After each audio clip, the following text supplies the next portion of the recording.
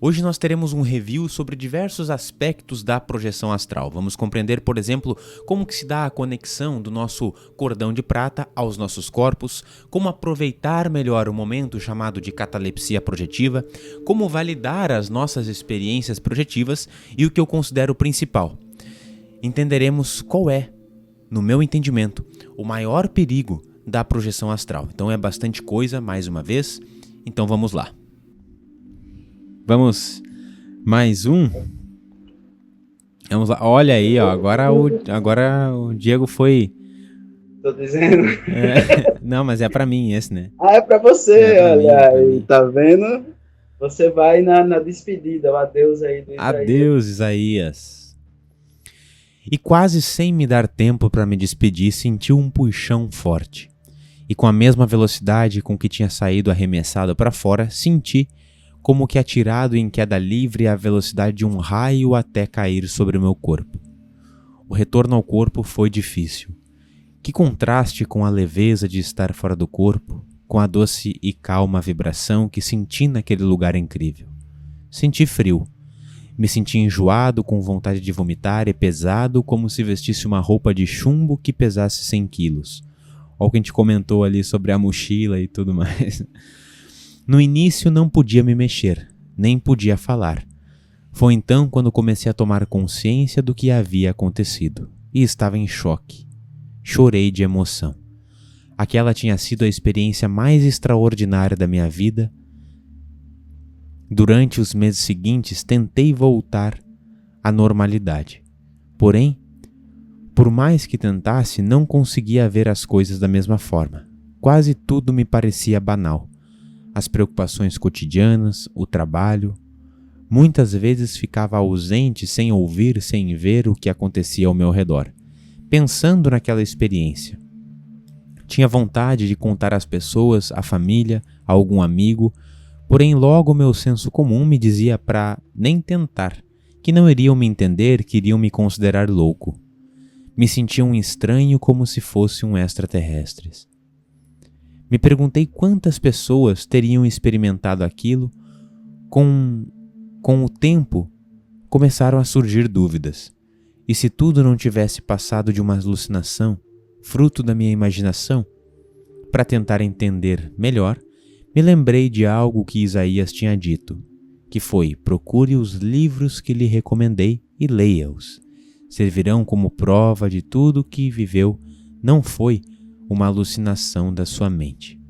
Nossa, excelente essa colocação aqui, abre uma brecha, um espaço para a gente... Continua? Ah, então vou adiante. Comecei então a procurar os livros pela internet, não me lembrava os nomes e títulos, mas de palavras e nomes que recordava da nossa conversa. Pus no Google reencarnação, vida passada, vida depois da morte, e começaram a surgir os nomes de autores e títulos, e reconheci entre eles os que Isaías tinha mencionado. Estudei-os minuciosamente, confirmando ponto por ponto o que ele tinha me dito. Se aquilo tinha sido uma alucinação, na realidade mostrou-se muito correta. Mais um ponto que a gente tinha recentemente comentado do estudo, que é de fato fundamental, mas essa passagem anterior dá brecha para a gente abrir muito o tema do desdobramento, o tema da projeção astral aqui, e vou até acompanhando algumas colocações que ele trouxe, embora está contido aqui também, nesta passagem, o que eu considero ser, Diego, o maior perigo da projeção astral. A gente vai falar agora. Mas primeiro, dá para pegar esta primeira frase e explicarmos um pouco daquilo que o Diego já trouxe, chamado o cordão de prata ou cordão astral. Ele sentiu de fato um puxão forte, como se sentisse tracionado de volta para o corpo. Isto é de fato as conexões energéticas que saem do nosso duplo etérico e vão sintonizar ao nosso corpo astral, e por sua vez o duplo etérico fica conectado ao corpo físico. Esta é a relação, né, que nos mantém conectados à matéria, o corpo espiritual ao corpo físico. E quando a gente experiencia uma saída, estes liames energéticos, eles não ficam de forma densa em todos os chakras, em todos os poros. Não, quanto mais nós nos afastamos, mais ele tende a afinar e ficar como se fosse só um cordão mesmo.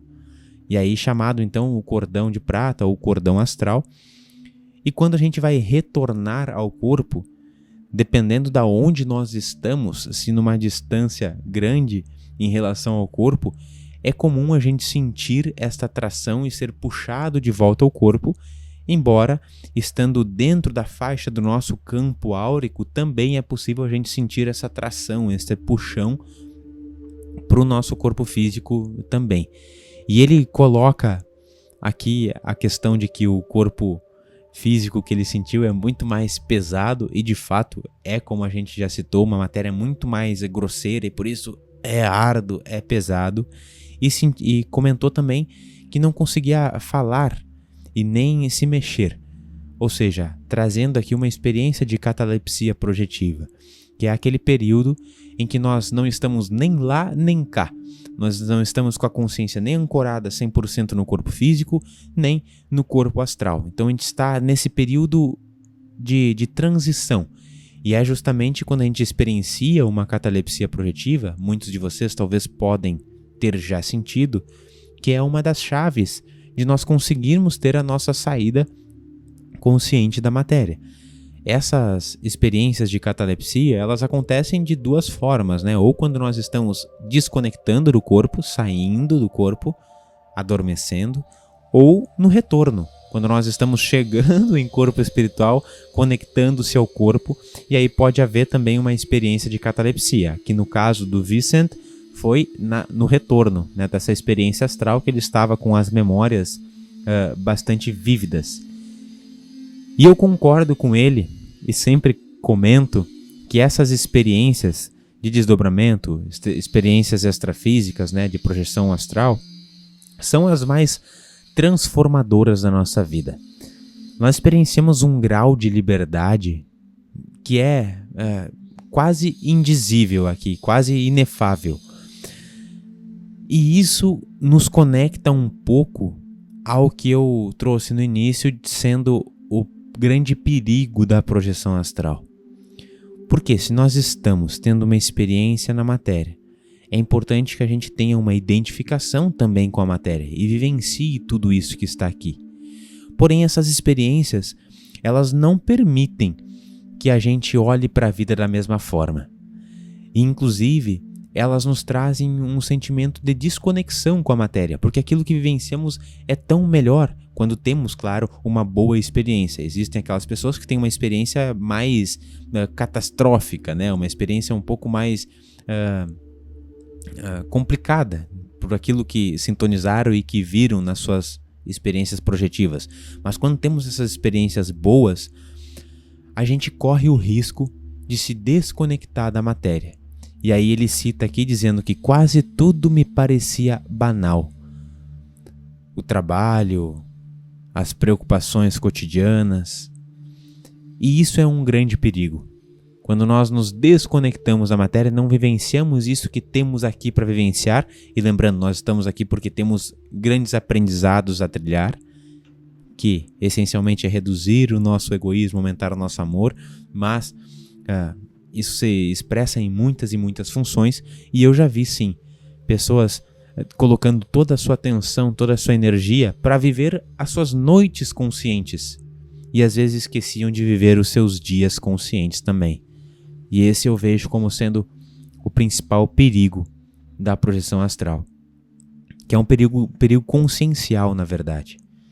E nesta parte final que o Diego avançou aqui para nós, é importante que a gente vá atrás desses relatos todos, porque é uma forma assim de nós comprovarmos a veracidade, a realidade das nossas experiências.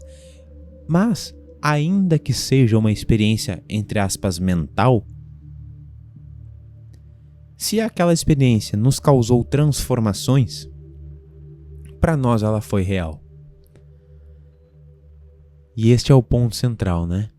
Se algo nos transforma, bom, tem um grau de veracidade, um grau de realidade.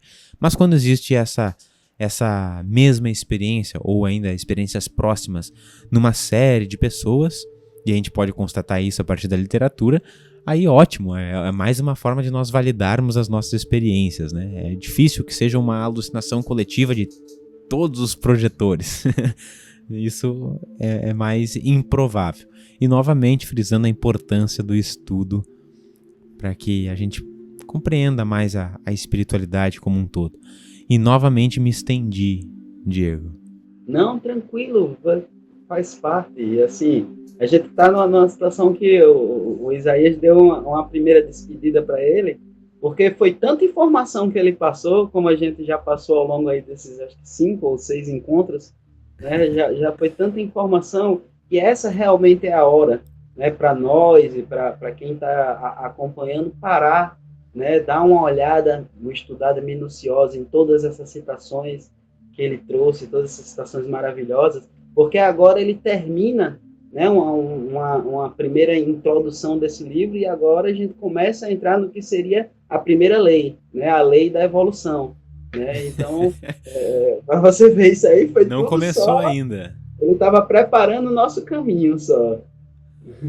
Então vem muita coisa pela frente, e assim como Isaías está se despedindo do Vicente, eu acho que nós também por hoje nos despedimos de todos vocês, mas agradecemos toda a companhia. Muito obrigado também, Diego, pelas trocas, pelas elucidações. Obrigado pela oportunidade. Bom, gratidão. Espero que todos estejam dando like, seguindo o canal, compartilhando, né? Porque esse diálogo que a gente está fazendo, esses estudos que estamos fazendo, é muito importante não só para nós, mas é muito importante para que toda a humanidade, como é o nome do livro, conheça, né? Arro. Arro. Então, nos vemos. Arro para quem é de arro, axé para quem é de axé, amém para quem é de amém, e o que for para quem for do que for. Perfeito. Né? Todo mundo se sentir contemplado aí por esse bem maior. E nós nos vemos no nosso próximo encontro no domingo que vem. Um grande abraço e até mais.